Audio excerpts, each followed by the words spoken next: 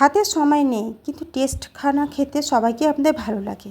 হালকা করে মাছটাকে ভেজে নেবেন আর এইভাবে হালকা করে একটু ওলটাকেও ভেজে নেবেন। এই ওলটার রেসিপি এত সুন্দর হয়, খেতে খুব টেস্ট হয়। এইভাবে ভেজে নেওয়ার পরে এরপরে একটু এই যে আদা রসুনের পেঁয়াজের পেস্ট, এতে আমি বিশেষ কিছু দিইনি, কাঁচা মশলা দিয়ে কাঁচা রাবিন জিরাকে পেস্ট করে নিয়েছি একসঙ্গে। তারপর একটু হলুদ লবণ আর একটু লঙ্কার গুঁড়ো এভাবে একটু কষিয়ে নিয়ে মশলাটা এই পাত্রে আমি ঢেলে নিলাম। ঢেলে নেওয়ার পরে এই যে হালকা একটু এর সাথে একটু গরম জল দিব, জলটা দিয়ে ফুটিয়ে ফুটবে তখন বুঝতে পারবেন সব কিছু সিদ্ধ হয়ে গেছে। এটা আমি সবাই জানি। সিদ্ধ হওয়ার পরে এটাকে নামিয়ে নেওয়ার পরে সঙ্গে যদি অপশনাল আপনার কাছে ধনেপাতা থাকে দিতে পারেন, না দিলে এটা কোনো ব্যাপার নয়।